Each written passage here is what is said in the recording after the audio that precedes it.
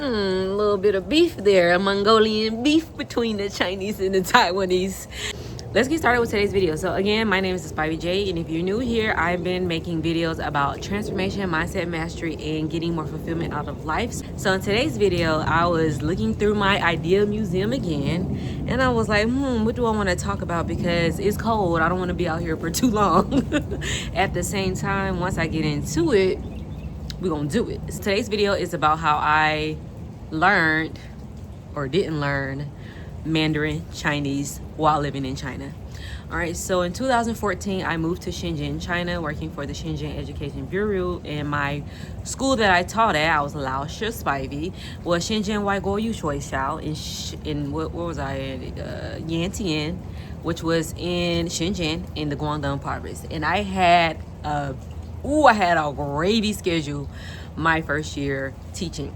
Even my second year, like, I always know how to do what I got to do. As far as learning the language, for some reason, and I have no idea why, that was absolutely not the most important thing on my mind. In fact, I wasn't even thinking about it. I literally was like, I'm gonna know how to say hello and soy sauce. Zhangyo. I went over there knowing how to say ni hao and zhangyo, which is hello and soy sauce. Actually, ni hao translation is not hello, it's really you good, because, you know, like I said, I had another YouTube channel, and I had a video where I talk about how Chinese people are our cousins, and yeah. Anyways, yeah, so ni hao translates to you good and not really hello, and zhangyo, which is soy sauce, just because I knew I had just been introduced to a lot of, like, of course, Asian cuisine, but authentic Chinese food and the Chinese food we have here in America, or at least what's promoted as Chinese food, two different things. So I wanted to make sure I was going to be able to get the sauce that I wanted. I just wanted to make sure that I could at least say zhangyo. So again, learning Mandarin Chinese at that time was not the most important thing to me. At the time, the most important thing to me was to figure out how to export goods from China to the United States. And I was in Shenzhen, which, if you don't know, Shenzhen is like the hardware capital of the world. Like how Silicon Valley is the software capital of the world, Shenzhen is where like all of the Apple products are made, or at least the components of the different products are made, even though they get their raw materials from Africa. But this is where everything is made, Foxconn, and just a whole bunch of like motions going on in Shenzhen. It's a big city. I think it's the 4th largest city in China, and is right next door to Hong Kong. So it was a great location. But again, I was not concerned with learning the language. And also I had this very arrogant American mindset, because I had been abroad before several times and everyone always spoke English. So it didn't dawn on me that maybe Asia, specifically China, is a way bigger culture shock than anything Europe could ever offer. It's specifically Western Europe, because I was in Western Europe. So I didn't know at the time. I was 24, 25 years old, and yeah, that was that. So I did not learn any Chinese. But when I got there, I realized maybe your girl should have been learning Chinese, at least like survival skills. So when we got to China, the first 5 weeks was a training and just getting like we had to do stuff with the doctors. We had to do basically training. We had to get acclimated with our program and with the actual certification to teach. So it was a lot going on when we first got there, but we were all kind of in a bubble together. And the person that I was in, and the people that I was mostly surrounded by, were people who spoke Mandarin Chinese, had been there before. So I just was kind of sheltered. That's the word. I was sheltered.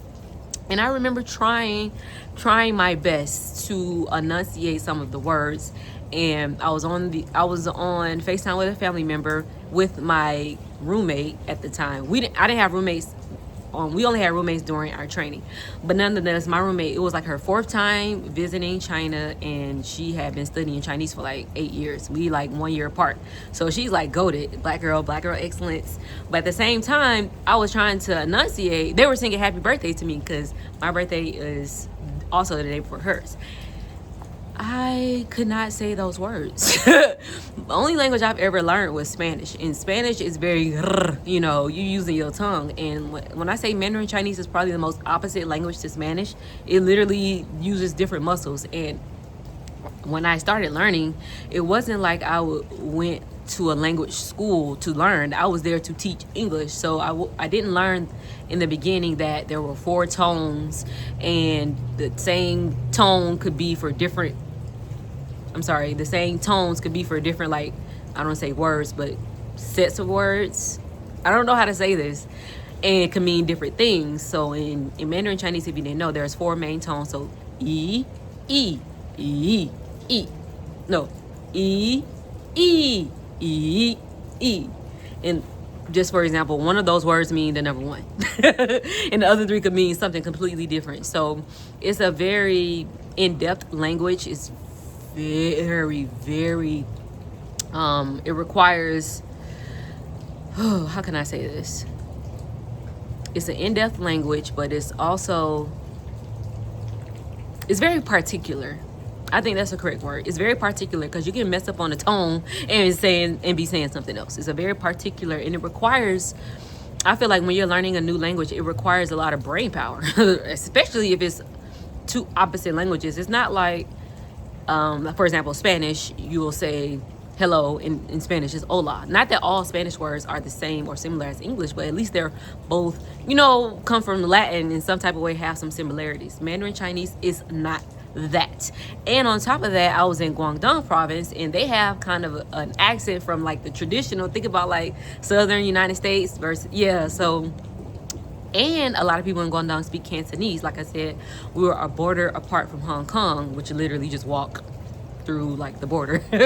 And so like it's just a mixture of so many things. It's so diverse. It's such a beautiful, beautiful place. But baby, I did not get that with the language. I did not get to learning the language like I should have. And I was thinking about how there were several times where there were actual Americans, people I knew, and I am one that could take a joke. Like I've said before on this channel, I can roast myself. But for some reason, being roasted about learning Mandarin, it like debilitated my confidence. It really like made me second guess, third guess myself, until I think I eventually gave up. And when training finally ended and we were sent to our assigned schools, I had to learn, because again, I was not sheltered by the group of people that I was with in the beginning. So I had to learn. I remember when I had to learn how to say the name of my school, because we also lived in dorms at the school. Because I remember, okay, this what happened. I remember showing a taxi driver, and it was a black taxi. I've ridden black taxis and everything is like so safe over there. But anyways, and I was trying to show him the card for my school, because my contact teacher had given us like a card, like a business card, but with the school address on it. And he was like, like, I'm not reading that. I'm not sure if it was written in simplified tradition. Most likely it was written in simplified, but he was like, I'm not reading that. He was like, what's the name? I was like, thank God my contact teacher wrote the opinion on it. So I just did my best. I was like, of course I'm not say Shenzhen. I was like, Shenzhen, why go you shui xiao? And he like, oh, okay. And I just, honestly, I didn't know where I was at. I just fell asleep. I just fell asleep, and I arrived at my school. This wasn't my first day at my school, so I hadn't known what the school looked like, obviously. But it was just it's just a level of trust you have over there. And it's really, really interesting, because I would never, baby, I stay awake to go to the airport here in America in an Uber. Definitely not a black taxi. What? So I was very much taken aback by the laughter and the feedback that I had been given by my colleagues, even though it wasn't necessarily malicious.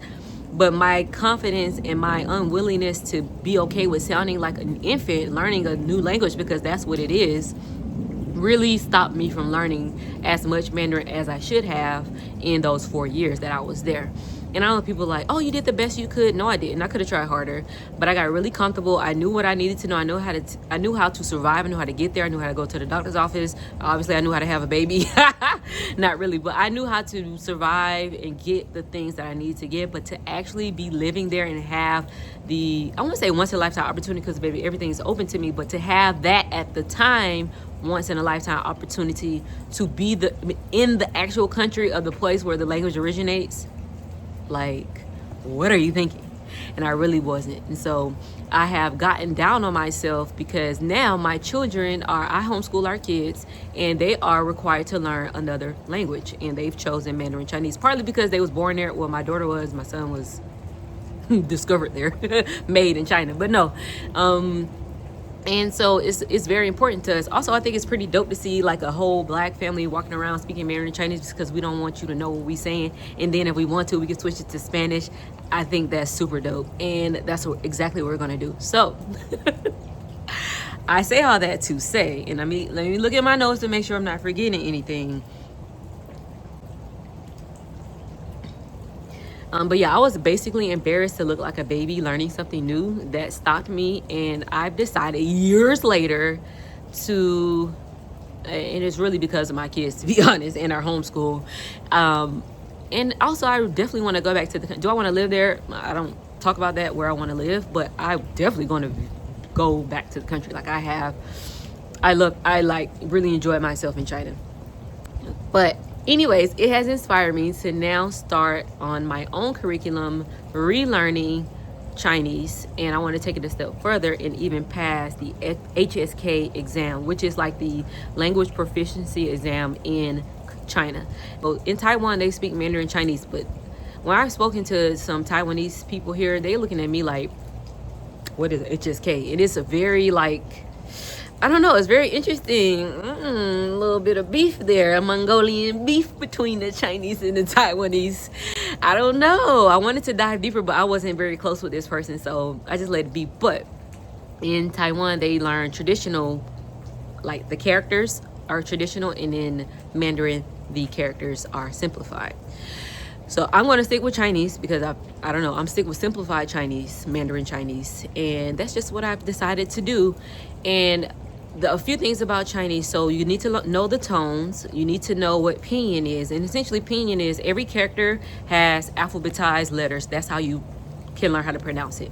I'm not sure what grade they start learning how to write the characters, but because you have another first language, you don't have to learn the word and the meaning at the same time. So when you're learning another language, you can, so to speak, move faster. But I think with Chinese, with Mandarin Chinese, I suggest you get like audio to listen to how the language is pronounced, because sometimes when I look in the books, I'm confused. It's literally another language. It's like, I'm gonna be ready for Arabic after this. It's literally a whole nother world. And I don't think, like, you can get the book. Like, I have the book, I have the picture here, I have the book, but I think you should definitely immerse yourself into the language and the culture as much as you can, especially if you aren't living there. Now, of course, if you live in China right now, baby, take advantage. If you are an expat in China, just because people want to learn English and they do these language exchanges, don't let them do you like that. Learn Mandarin Chinese, okay? You don't want to be saying, oh yeah, I used to live there, and people ask you, can you speak Chinese? And you like, Indian, like only a little.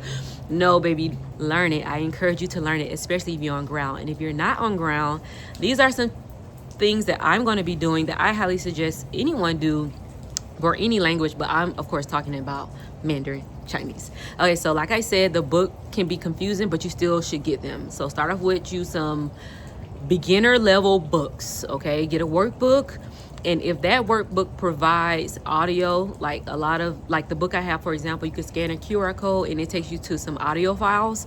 Just because you need to hear it, you have to hear it, because once the tone change, the meaning of the word change. And we're not even to the characters. We're just on toddler. We're on Montessori toddler school. We in pre-2, pre-1 when we're learning another language. Also, when you're learning another language, especially a language that's very different than your first language, the meaning is not always literal. And sometimes I found in other languages, there are not English words to describe it. So you're just doing your best, because these other languages are ancient, and some of them like are so beautiful and poetic. There just aren't enough English words to describe some things in other languages. And Chinese is very poetic, it's very magical, and they are very romantic in a way, in a different way, not like the French romance, so it's kind of assertive. It's just different. It's very lovely. I like it. A lot of their music, oh my God, listen to Chinese. If you want to learn a language and you're musically, like if music is your what's it called, like one of the 8 or 9 intelligence is people who learn, not kinesthetically, what is it called, whatever the one that's for music. Listen to Chinese music. First off, it's very beautiful, it's very peaceful. They got the qigong, they got all types, but it's a great way to learn their language. And if you learn Chinese, I feel like if you can sing it, because it's a tonal language, so it doesn't require stuff to come from the, it's coming from your stomach. It's like, I can't explain it, but it's super dope. So listening to music, watching the shows without captions, without closed captions, because closed captions debilitate you, because you're just going to be reading the whole time. You're not going to be listening, and you're probably going to technically miss the show because you're focused on the bottom instead of listening and allowing the language to infiltrate your ears, and just to get, because a lot of language is body language, is mannerisms, and so you'll get that a lot with TV shows. And you know, these TV shows can be on YouTube. Don't be overcomplicating trying to find a channel on your, I don't know, Netflix. Oh, if you have Netflix though, you can curate different profiles. So on Netflix, you know how you can create a profile for you, your kids, your husband, whoever. Create one just for language learning so that it doesn't mess up like your regular one. Yes, do that. You can do that with YouTube. You can do that with all of the different streaming services, actually. But I know for sure for Netflix. So that's another way you can practice learning the language. And then there's so many online tools. Right now I'm looking at Preply.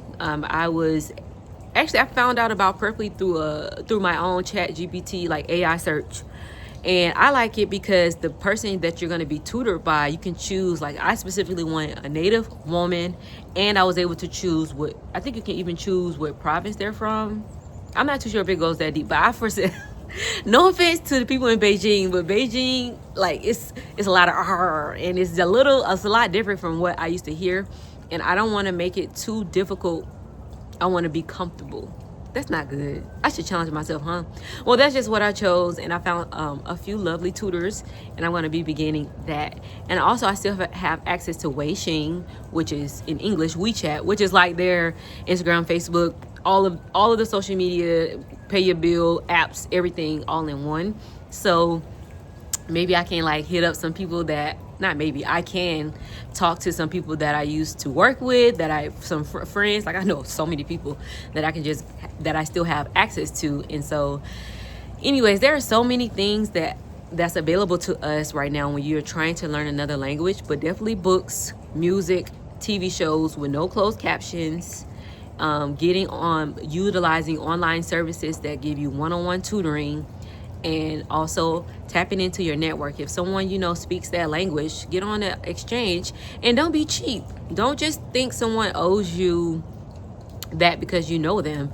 Always offer. One thing I learned about the Chinese, baby, they are gift-giving people. And when I went over there and I saw everyone's always giving something, my students, the teachers, I helped one of my students with an interview for, oh my God, what's the famous university in Beijing? Crap, I can't think of it. Maybe I'll put on the screen. Oh my God, what is the name of that? Nonetheless, she went to Beijing. She did her interview because I helped her prep for her interview. So she wrote her interview, she practiced it, and then I was also practicing with her how to speak English more naturally versus sounding like she memorized a paper. And she went to Beijing. She did excellent on her interviews. I'm not even sure if that ended up being the college that she chose. However, she brought me back a whole duck, a Peking duck with the sauce and everything. When I say a whole duck, I need to find my old SD card so I can start showing these pictures. But a whole duck, neck and all. I'm like, babe, I live in the dorm room of the school. Although it's an apartment with a kitchen. Actually, no, I made myself a kitchen. But even though it's a room, like, what am I gonna do with this duck? I don't even eat duck. What a beautiful, beautiful culture. The way that they, sometimes you'll meet Chinese people and they seem standoffish and hard on the outside, but once you get to know them, they're comfortable with you, they're different. It's kind of opposite of Americans, because Americans, we're like so open on the outside, and then once you get internal, no, you can't know that about me. This is very interesting. I really appreciated my time there, but I'm really ready to learn Mandarin Chinese. Do I want to pass HSK 5? Probably not. I at least know I want to go up to 3. but the first one requires you to know 150 characters, and these aren't necessarily your day-to-day survival, like the stuff that I had already learned. So I am starting from, I wouldn't say zero, but I'm definitely starting from one. I do have that slight advantage, and but nonetheless, I say all of this to say, my whole point in making this video, other people. I'm going to try to find a better word to use, because I want, at least in my content, to stop cursing. But you have to, other people, because their opinions about you or your assumptions about what their snarky comments meant can literally be in a toilet, because they don't mean. But literally forget other people in their comments. If you have something you want to do it, do it. And when I say that with my whole chest, I'm outside right now, it's snow icing. I don't care. I'm warm enough. I still have shelter to go back to, and I'm very grateful for the blessings in my life. But like, I'm sure this makes no sense in everybody's head, most people's head. I don't care. I'm going to do what I need to do. I have a specific goal. I really enjoy filming where I film. I love natural lighting more than studio lighting, even though it's cold and I self-diagnose as allergic to cold. But like, nonetheless, you have to live your life for you, and you don't allow anyone else going from this day forward, from the day you saw this video online from a stranger, or if you know me, hey, you do not allow anyone's opinion to stop you from being great. You are capable of the hard things, because once you make a decision, it's no longer hard. You're gonna break it down. You don't start learning a hard, intensive Alvin Ailey ballet number with the whole routine. You start with 5, 6, 7, 8, and then you learn the first step. If you don't know what I'm talking about, then just imagine. You don't start anything. You don't start with a finished cake. You don't start with a built car. You start part by part, piece by piece, ingredient by ingredient. So I'm not talking bad. I don't want to speak poorly of the people who may have done this. A lot of it was probably just my assumption, and like I said, I myself was also embarrassed to sound like an infant in learning Mandarin Chinese. But at the same time, going forward, other people's opinions don't matter to what you have going for yourself. If there's something that you want to do and it seems way out of left field, you don't have to explain it to anyone. That's for you. That calling is on your life. And when I speak to my people, and if you're here, you're my person, no one can take that from you. So what you have to do is lock in on not caring and being okay with being a lone wolf. And you're going to be blazing a trail that's only meant for you. And a lot of times you may have people who've gone down a similar path, but you will never meet them. You'll only see them online sharing their stories, being vulnerable and transparent, and being open to allowing that part of their life to be online. And that's okay. I have so many online mentors. I appreciate all of them. I watch their ads and everything. Buy their courses if it fits and aligns. I comment, I share. I do what I can do from where I am. And that's exactly all you can do. But a lot of times, if not 9 out of the 10 times, the people you know aren't the people who are going to understand your path. And that's okay. It's okay. It's not meant to be understood by everybody. That was a download you received, not your mom, not your dad, not your cousins, not your bestie. That was for you in your ears only. But instead of worrying about the trajectory of your relationships with those people, worry about how you're going to get to make the decision and just start. Because little do you know, a lot of times when we choose ourselves and we choose something that seems out of left field, the people that we love and that are actually our people are inspired. And next thing you know, you're getting phone calls asking how can they do that in the lane that they're in. And now you are the leader. So that was my little tangent, but that's exactly how I feel. Not just about learning this language, but about so many things I've done in my life and so many things I do now and plan to do. It's for me, and I'm not explaining anything to anybody. If it doesn't directly impact them, meaning if I wanted to go on a solo trip, of course I would consult with and talk to my husband and my children. But other than that, they don't need to know. Just do it. Just do it, like Nike said, and that's it, and that's all.